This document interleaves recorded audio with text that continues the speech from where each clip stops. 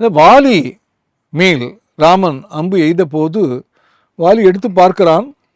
அதில் ராம என்கிற அந்த நாமம் எழுதப்பட்டிருக்கிறது. ராமன் வாலி முன் தோன்றுகிறான். இப்படி செய்து விட்டாயே, ஏன் என்னை கொன்றாய் என்று வாலி கேட்கிறான். ராமன் சொல்கிறான், நீ விலங்கு, உன்னை வேட்டையாடினேன். வாலி கேட்கிறான், விலங்கை வேட்டையாடலாம், மானை மாமிசத்திற்காக வேட்டையாடுவார்கள், யானையை தந்தத்திற்காக வேட்டையாடுவார்கள், குரங்கு எதற்கும் பயன்படாது, பயன்படக்கூடிய எந்த பொருளும் குரங்கிடம் கிடையாது, குரங்கு மாமிசத்தை சாப்பிடவும் மாட்டார்கள். அப்படி இருக்க நீ வேட்டையாடியது தவறு என்று வாலி சொல்கிறான். ராமன் சொல்கிறான், இவ்வளவு அழகாக பேசுகிறாயே, உன்னை விலங்கு என்று எப்படி கருதுவது? நீ மனிதன் என்றுதான் கருத வேண்டும். நீ தவறு செய்தாய், தம்பி மனைவியை அபகரித்தாய். எனவே பரதன் ராஜா, அவனுடைய பிரதிநிதியாக நான் இங்கு வந்திருக்கிறேன், நான் உனக்கு தண்டனை வழங்கினேன் என்று ராமன் சொல்கிறான்.